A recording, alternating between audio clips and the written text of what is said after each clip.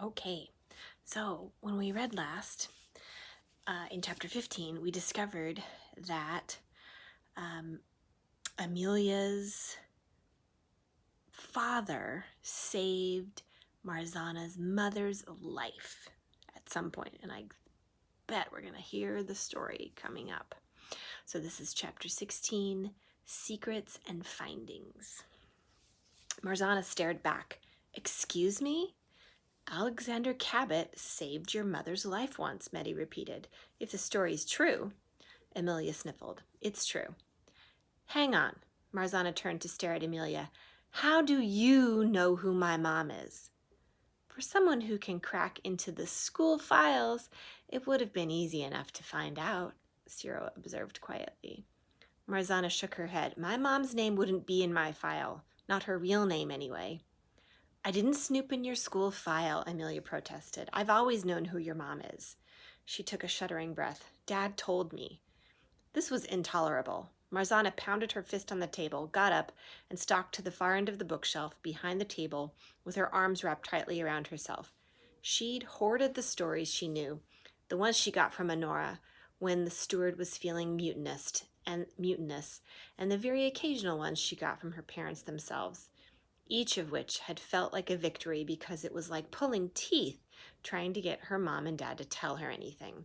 But here were Amelia and Meddy, whose fathers apparently had just told them things. Just told them, the same way Marzana's parents told her the weather when she came downstairs in the morning for school. I know what you're thinking, Meddy said, coming to stand at her side. Don't do it. What do you mean? Marzana snapped. Nyala spoke up, her voice urgent, worried, soothing, as she rose from the table. Mars, I mean, our parents are dead, Meddy snapped back. I can only speak for myself, but I'd trade any story, no, every story I know about my father to have him back. Me too, Amelia put in from the table. Marzana whirled. No, don't do that. Don't play that card with me. You know why. You know why? She felt a tickle on her cheek, swiped at it, and wiped the tiny bit of damp off on her jeans. Yes, my parents are alive. But if the unthinkable were ever to happen, and who says something won't go horribly wrong someday, it could, and if something ever happened to them, I'd be left without knowing. I'd be left without the stories, without the memories, without the knowledge and the skills and the names, Amelia. If not for all these names. Victor Cormorant, Autumn Stalls, just random names I've never heard before. Names I'd probably never have come across if not for this kidnapping. I'd never have known there was a connection between you and me. And you've known this whole time and you didn't tell. Nyala's arm slid around her shoulder, trying once more to soothe, and Marzana shrugged it off impatiently. She wiped her cheeks again. I know who my parents are, who they were before they came here, but I barely know what that means. I know what everyone else thinks it means, what Violet Cross meant to the city.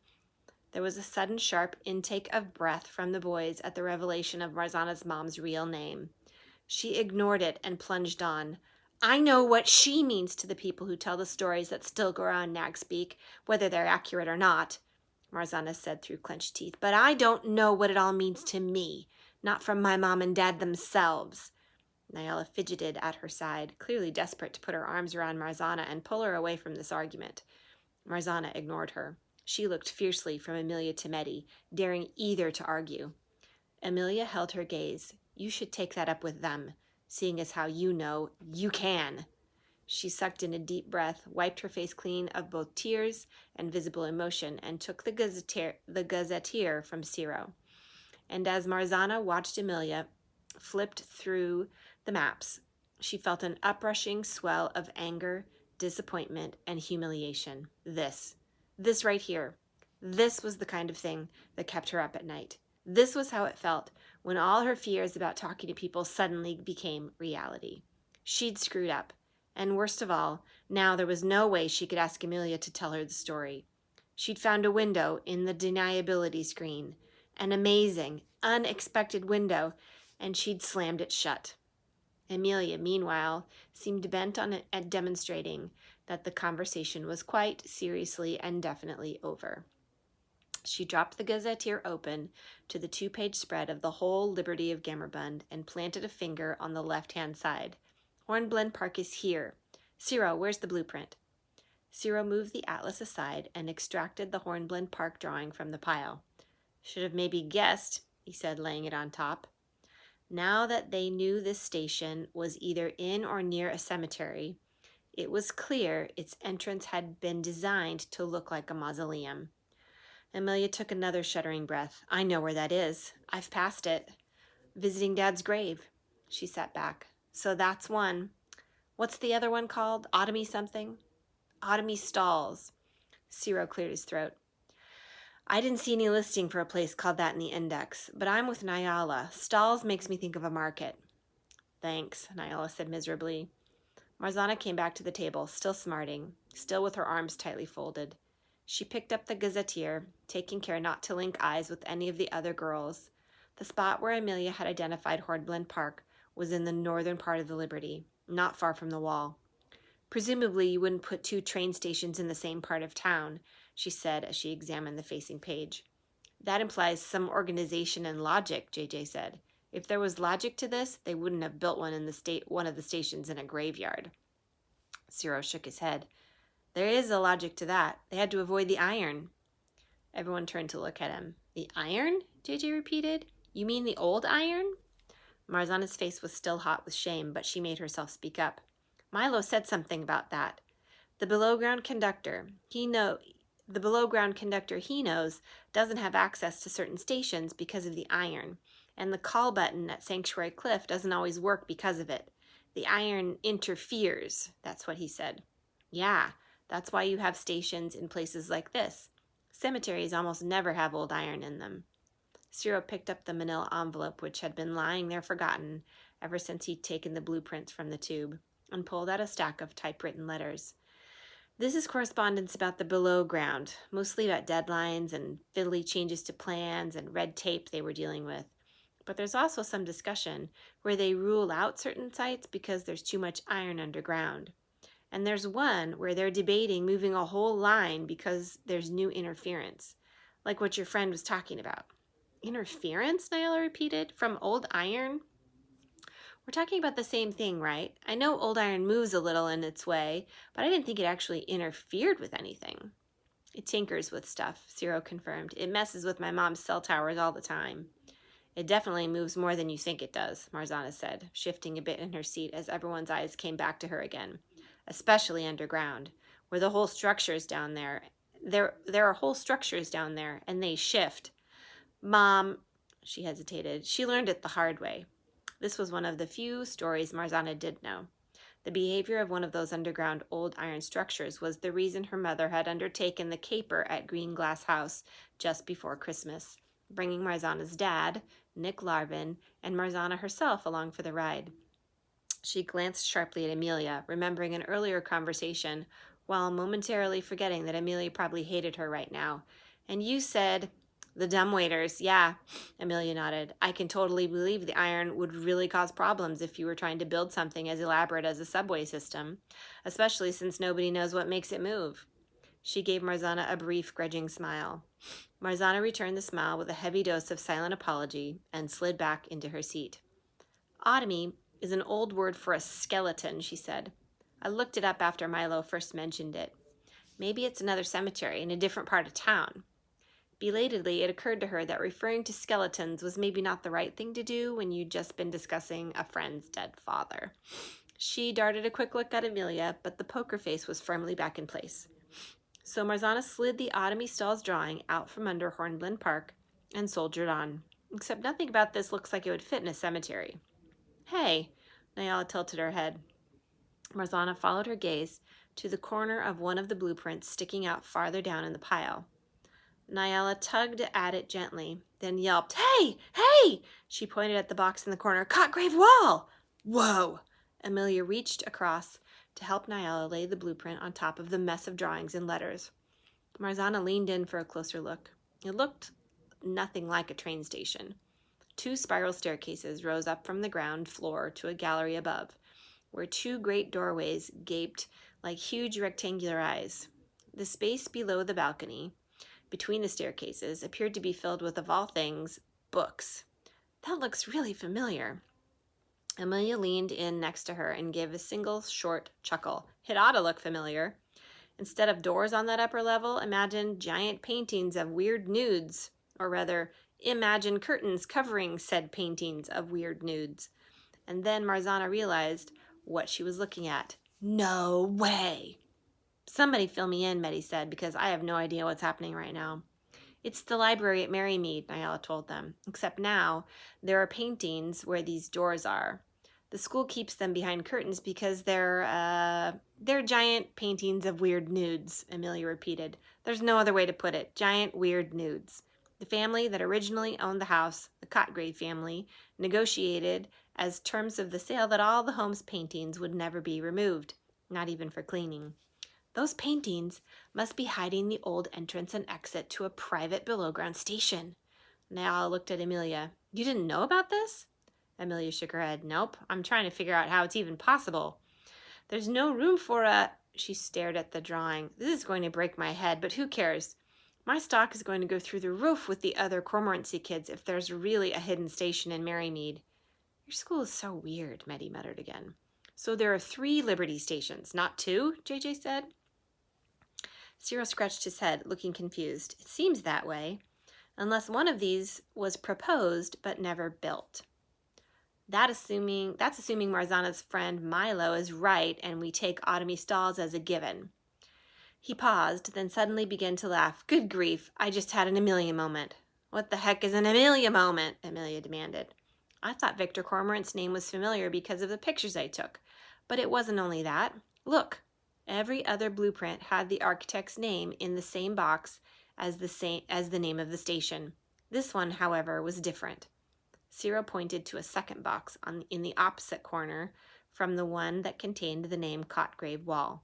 This second box did not have Padraig del Olmo in it. Instead, the members of the thief knot stared in disbelief at the name Ezra Cormorant. Wow, Marzana said softly. These Cormorants really get around, don't they? She leaned back and folded her arms. Okay, so we have a route into the Liberty that opens up in Merrymead, along with a missing Merrymead teacher and a substitute from the kidnapped girls' school who was recommended for the position by his great-uncle, a legendary information broker who was also the, son or grandson of, or some descendant of the architect of the station in the school, who also happened to be married to the daughter of the last Cotgraves to own the house? That, Meddy said meditatively, is a lot of stuff pointing back at your weirdo school. I suspect, Marzana said, thinking hard, it's the other way around. All the school connections are arrows pointing back at Cormorant. She looked at Cyril. What else? He shrugged. That's it for me.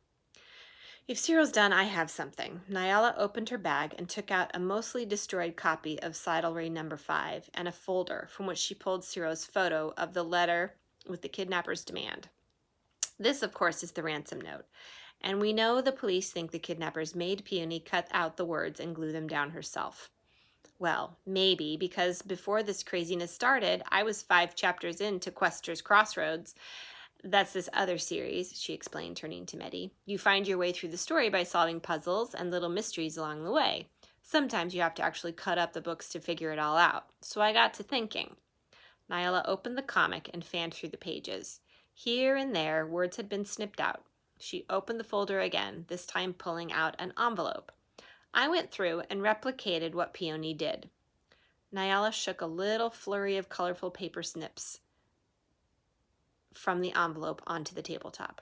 These are the words she cut out to make the text of the note, and I'm 99% sure I was able to identify the exact spots in the book she took the individual words from.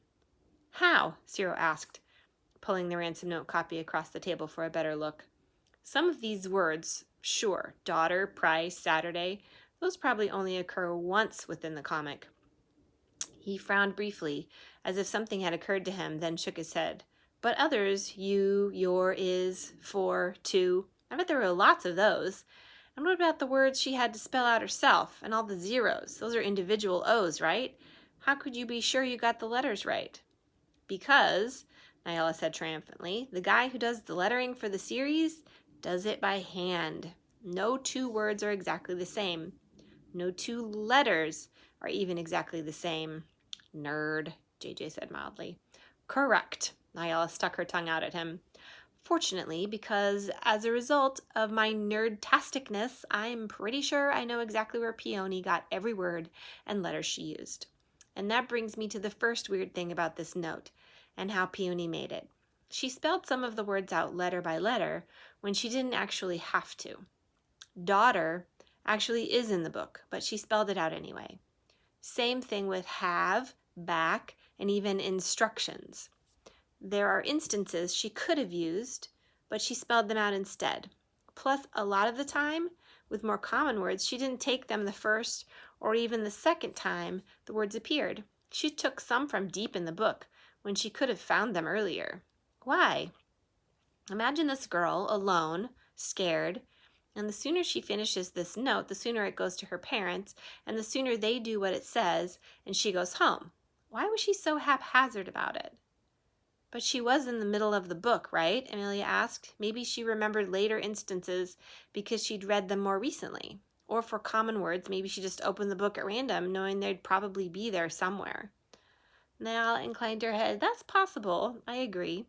And it would be the simpler explanation, except for the second weird thing. She began turning the colorful paper shapes over and around so the words from the ransom note showed in the right order, which took her a minute because most of the slips seemed to have words on both sides. Then she set the photograph of the actual note alongside the clippings. I tried to replicate exactly what Peony did. Look how sloppy her cutting was. These pieces are totally irregular. It was true. Some words and letters she had extracted neatly. Others she'd snipped out wildly. Some she'd cut out too closely so that tiny bits here and there had been nicked off letters that stuck up tall or hung low. With other words, she'd done the exact opposite, so that once or twice you could see the evidence of the first letter of the next word in the comic, or the words above and below. The word price had been removed in a circle. You sure she wasn't just cutting the way a little kid cuts? JJ asked. Maybe they gave her safety scissors to work with so she couldn't stab her way out or something. You can't really be precise with those. She's 11, not 5, Niall objected. I mean, yes, it's a possibility. It's also a possibility she was sloppy because she was scared. In any case, I did what she did. Check this out. She opened the book to the first page with a cutout and held it up for everyone to see. Here's the void left by the word send. She pulled the matching word from the pile she'd poured from the envelope. This send. Note that Peony left a lot of extra space around the word. She tapped the circle of page visible through the hole in the book. And here's what's revealed on the next page. Under the hole, she left talking about Sunday. Sorry, let me try that again. I'm going to go back a little bit because I just totally messed that up. Sorry. This send. Note that Peony left a lot of extra space around the word. She tapped the circle of page visible through the hole in the book. And here's what's revealed on the next page. Under the hole, she left taking that Sunday out. Avenue. Trimmed a bit at either end, but almost perfectly framed by her weird cutting job. Marzana stared. You think she did it that way to leave a message? Nyala grinned. That's exactly what I think. Cyril whistled again, but he looked uncertain. Amelia frowned, definitely unconvinced. Then made a, well, maybe face. But JJ shook his head decisively. No way. No way. That would have taken so much effort, so much time. Wouldn't the kidnappers have noticed what she was doing? Maybe, maybe not.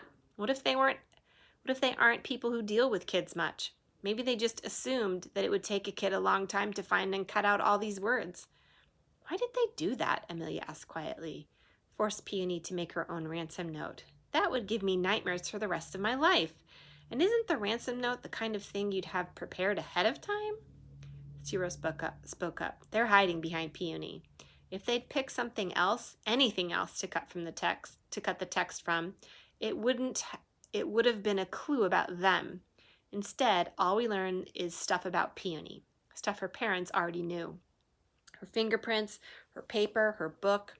His brow creased again in the same brief, dissatisfied frown for just a moment. Plus, Marzana added, thinking of every substitute teacher she'd ever had, it's busy work. They have this kid on their hands. Keeping her occupied means less annoyance for them. But you were thinking something else just now, she said to Ciro.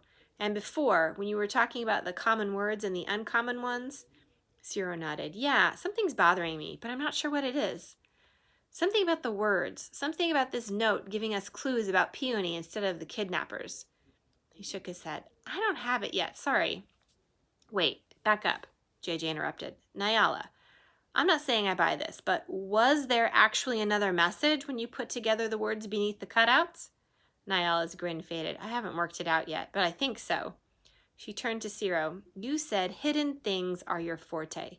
If I skip the trip to Mrs. Agravan's place, could you stick around and take a look at what I've got? Help me find the message? You bet. All right then, you guys work on secret messages. We'll go check on Mrs. Agravan. And Marzana glanced at Amelia, then Medi. How about you guys? I'll come with you and the magician, Medi said. Amelia? The blonde girl shook her head. I really want to look at the paintings in the library, now that I know there might be something behind them. You have no idea how much effort it's taken to keep sitting here. I can't see how it's possible there's room for anything in those walls, even a staircase. But if there's a station under Merrymead, it's the way the kidnappers could have brought Peony into the Liberty. And if Victor Cormorant's involved, there's no way he doesn't know about that station. Not when it was designed by a relative to go in a house that used to belong to his family. She straightened suddenly in her seat and looked around at them. Maybe Mrs. Agravan saw something. Maybe even saw them bring Peony in, and they had to get her out of the way. Get her out of the way? Nyala repeated, stricken. You don't mean... I don't mean that, Amelia said quickly. Just, what if she saw something? All right, then. I feel like we should move more books for Lucky, but time's short. Marzana looked at her watch. Let's do like 10 minutes of shelving, then split up. I'll try to check in with everyone later tonight. But whatever happens, let's rendezvous here again tomorrow morning, Marzana said. Plan to be here when the bookstore opens at 10. It's the last day we've got before the ransom is due. They packed up their various notebooks, envelopes, maps, and document tubes, then spent a very focused 10 minutes moving books, bucket brigade style. By the time Marzana, JJ, Amelia, and Medi headed down the stairs, armed with Ciro's gazetteer full of maps, the entirety of the poetry section was in place on the mezzanine shelves. Marzana was the last to go, and she'd just about reached the bottom when she heard Ciro call her name. Hooray for Captain Spaulding, Marzana said as he trotted down and met her on the last step, and then immediately felt awkward about it. But Ciro grinned, and it looked genuine enough. He reached into his back pocket and held out his cell phone. Take this, just in case. If I'd known you were going off on a mission, I'd have swiped one of Mom's spares. She looked down at the phone. Who on earth am I going to call? He shrugged. Emergency services? The police? The bookstore phone downstairs? Your parents? I don't know. I hope nobody. My mom checks the call log. But if you guys are going out to follow a lead, and this is an actual lead, he added in a tone of vague disbelief, then you should have a way to call for help. And you shouldn't hesitate to use it. Marzana took the phone gingerly. How does that work? But it was pretty self-explanatory. There was a button for on, buttons for dialing, a button for off. Simple enough. This one opens the camera. Ciro pushed a button on one side, and the screen went from black to showing a crisp image of Marzana's foot. Thank you. Ciro nodded. Hooray, hooray, hooray, he said briskly. Then he reached out and gave the end of one of her braids a gentle tweak. Good luck. Amelia waved goodbye and vanished into the westing alley, leaving Marzana, JJ, and Medi to continue down to the end of Hellbent Street and toward Whipping Hyde. For a while, Marzana walked in silence. Her well of conversation had run dry, all except one question, which she didn't quite know how to ask yet. Not yet. Fortunately, Medi had plenty to say. So, how far is this place? She asked no one in particular. It's about a 10-minute walk to the bus. Then we'll take that for about another 20, JJ said. He glanced at his watch, then at Marzana. The next one comes at 5:30, supposedly. Do you need to call your parents or anything? We probably have time, but there's a payphone on the next block. You're going to be way late getting home. I guess. She patted her pockets for change. I should have asked to borrow the bookstore phone. Cyril gave me his cell for emergencies, but this doesn't really qualify. What about you? Yeah, I'll call after you if there's time. But we won't be too far from my house, and anyway, my parents work late.